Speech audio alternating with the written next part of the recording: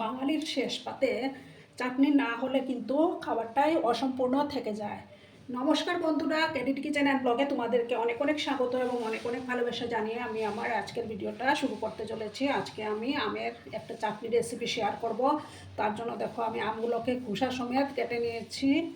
এবার আমি দেখো এখানে 1 কাপ জল নিয়েছি, আমি ওটার মধ্যে এই আমগুলো দিয়ে দেব। জাস্ট আমি 2 মিনিটের মতো ওইদিকে গ্যাসটাতে আমি বসিয়ে দেব।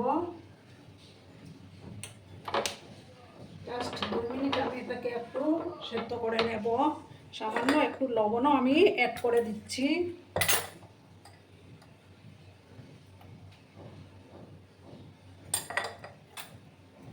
আর এইদিকে দেখো আরেকটা ছোট্ট কড়াই বসিয়ে আমি একটা মশলা তৈরি করে নেব।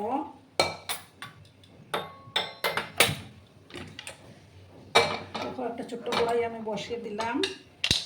কড়াইটা গরম হয়ে যাওয়ার পর আমি দেখো এখানে একটা শুকনো লঙ্কা, হাফ চামচ মৌরি, এক চামচ 5 ফোড়ন নিলাম। ওগুলোকে একটু ড্রাই রোস্ট করে নেব। কড়াটাকে প্রথম ভালো করে আমি গরম করে নেব। বন্ধুরা, কড়াটা গরম হয়ে গেছে। এবার আমি একটা শুকনো লঙ্কা, তারপর মৌরি আর এই যে 5 ফোড়নটা দিয়ে দিলাম। দিয়ে একদম লো আছে আমি এগুলোকে একটু ড্রাই রোস্ট করে নেব।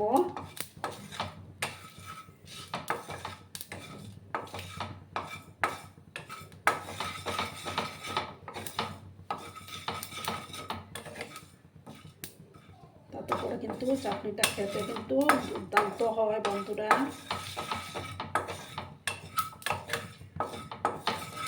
যখন একটা সুন্দর ফ্লেভার বেরোতে শুরু করবে তখন আমি এটা নামিয়ে নেব।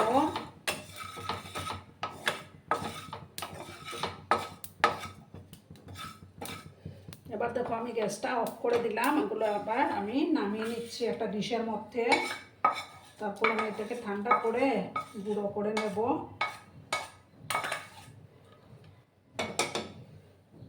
দেখো একটু ঠান্ডা করে নেই, তারপর আমি এটাকে গুঁড়ো করে নেব। আর এদিকে আমার আমটা 2 মিনিট জাস্ট আমি একটু ফুটিয়ে নেব, তারপর এগুলোকে নামিয়ে নেব।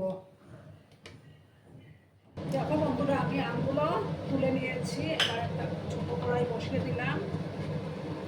এবার আমি দেব সর্ষের তেল।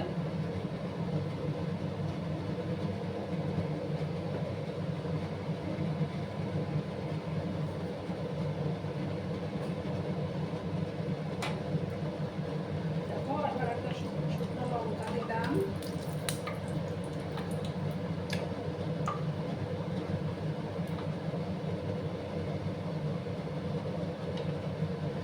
এবার আমি দেব 5 স্পুনের মতো 5 ফোড়ন দিয়ে দিলাম। ফোড়নটাকে একটু সময় আমি ভাজবো।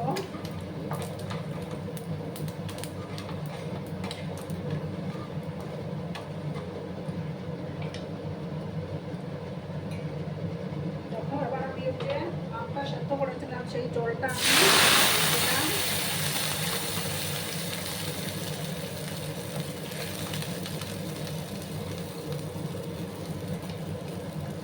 এবার আমি এটার মধ্যে সামান্য 1 ইঞ্চের মতো হলুদের গুঁড়ো দিয়ে দেব।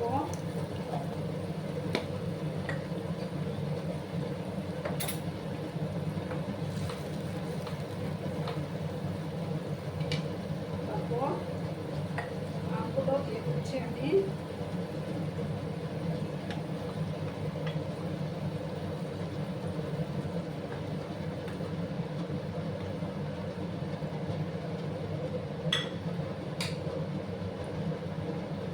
ভালো করে আমি ফুটিয়ে নেব।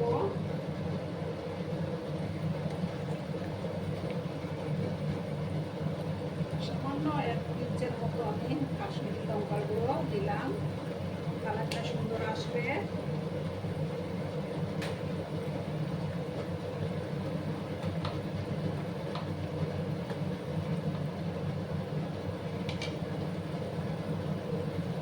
এবার দেখো আমি চিনি দিয়ে দেব।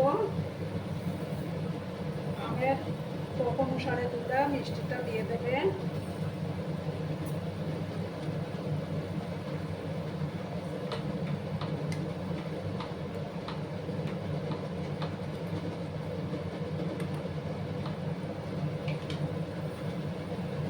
আরও একটু চিনি আমি দিয়ে দিলাম। এবার আমি লবণটা দেবো।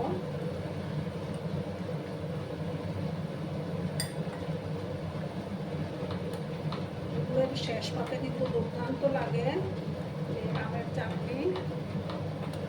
যে কোনো চাটনি ভালো লাগে খেতে।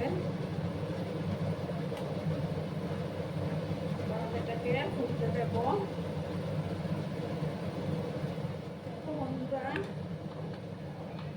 চাটনিটা প্রায় রেডি হয়ে গেছে। এবার আমি এই যে ভাজা মশলাটার থেকে মশলা দেব।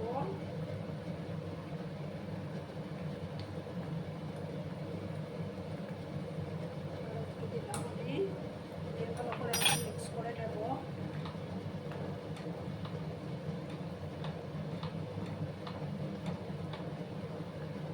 এবার আমি দেখো বন্ধুরা, আর বেশি জাল করবো না। ঠান্ডা হওয়ার পর কিন্তু এটা অনেকটাই ভালো হয়ে যাবে।